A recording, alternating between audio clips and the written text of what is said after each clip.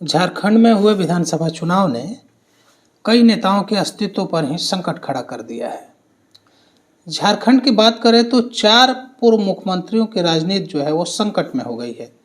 2 की राजनीति पारी लगभग खत्म होने के तो 2 के भविष्य पे अंधकार के बादल छाए हुए हैं। झारखंड विधानसभा चुनाव के जो परिणाम आए हैं उसने यह बता दिया है कि राज्य के 4 पूर्व मुख्यमंत्रियों की राजनीति जो है उनका राजनीतिक भविष्य जो है वो संकट में है। हालांकि इस चुनाव में पूर्व मुख्यमंत्री चंपई सोरेन और बाबूलाल मरांडी खुद जो हैं वो चुनाव जीत गए हैं, चुनाव जीतने में सफल रहे हैं, लेकिन वो जो अन्य सीटों पर बीजेपी एनडीए के जो उम्मीदवार हैं उनको वो विजय श्री दिलाने में असफल रहे हैं। असफल ही माना जाएगा क्योंकि उनके प्रभाव से उन क्षेत्रों में कोई अन्य कैंडिडेट जो हैं एनडीए के वो जीतने में सफल नहीं हो पाए हैं। वहीं 2 पूर्व मुख्यमंत्रियों अर्जुन मुंडा और मधु कोड़ा की पत्नी चुनाव हार गई हैं, जबकि बात करें पूर्व मुख्यमंत्री चंपई सोरेन अपने पुत्र बाबूलाल सोरेन को जीत दिलाने में असफल रहे हैं। कोड़ा दंपति की बात करें तो उनका जो प्रभाव है वो कोल्हान इलाके में कम हुआ है। एक जमाने में पूर्व मुख्यमंत्री मधु कोड़ा का कोल्हान इलाके में तूती बोला करती थी। मधु कोड़ा ने वर्ष 2009 के लोकसभा चुनाव में खुद निर्दलीय चुनाव जीते और अपनी पत्नी गीता कोड़ा को जगन्नाथपुर से जीत दिलाने में सफल रहे। इससे पहले 2005 में मधु कोड़ा ने खुद यहां से निर्दलीय उम्मीदवार के रूप में जीत हासिल की थी। 2014 में भी गीता कोड़ा ने जीत हासिल की।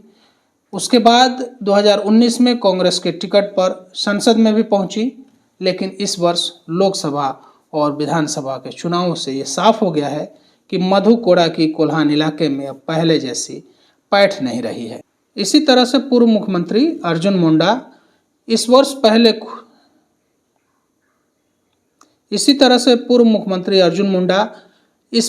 पहले खुद खूंटी संसदीय सीट से चुनाव हारते हैं।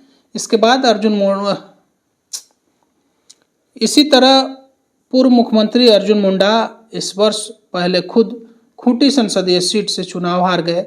इसके बाद अर्जुन मुंडा ने अपने परंपरागत खरसावां विधानसभा सीट की जगह पोटका विधानसभा क्षेत्र से अपनी पत्नी मीरा मुंडा को चुनाव मैदान में उतारा, लेकिन मीरा मुंडा भी यहां से चुनाव हार गए।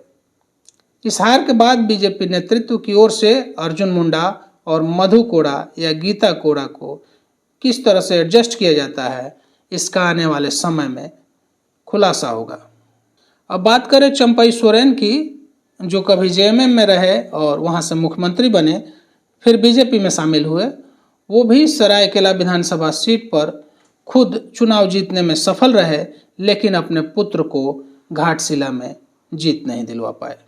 इस तरह से बीजेपी को आदिवासियों के लिए सुरक्षित 28 में से सिर्फ 1 सीट पर विजय मिली। यह सीट भी चंपई सोरेन के जेएमएम से बीजेपी में आने के कारण ही मिली। चंपई सोरेन यदि बीजेपी में शामिल नहीं होते तो आदिवासियों के लिए एक सुरक्षित 1 भी सीट पर बीजेपी जीत नहीं पाती। प्रदेश के बीजेपी के अध्यक्ष और पूर्व मुख्यमंत्री बाबूलाल मरांडी धनवार विधानसभा सीट से खुद चुनाव जीत गए, लेकिन इस बार के चुनाव में बीजेपी की 4 सीटें कम हो गई। वर्ष 2019 में बीजेपी को 25 सीटें मिली थी, परंतु इस बार बीजेपी को सिर्फ 21 सीटों पर संतोष करना पड़ा। चुनाव के कई महीनों पहले बीजेपी नेतृत्व की ओर से बाबूलाल मरांडी को प्रदेश अध्यक्ष पद की जिम्मेवारी सौंपते हुए पूरी छूट दी गई, लेकिन इसके बावजूद सीटें कम होना बाबूलाल मरांडी के लिए भी व्यक्तिगत रूप से एक तगड़ा झटका था।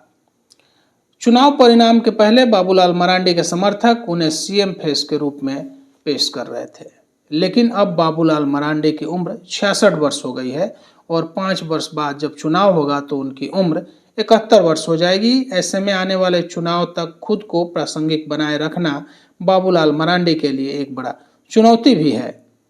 एक ओर जहां 4 पूर्व मुख्यमंत्रियों के लिए यह चुनाव चुनौतीपूर्ण रहा, वहीं पूर्व मुख्यमंत्री और ओडिशा के राज्यपाल रघुवर दास अपनी बहू पूर्णिमा दास को जीत दिलाने में सफल रहे। हालांकि रघुवर दास फिलहाल झारखंड की राजनीति से दूर हैं, लेकिन वापसी की स्थिति के लिए रघुवर दास ने जमशेदपुर पूर्वी के किला को सुरक्षित बनाए रखने में कामयाबी हासिल की।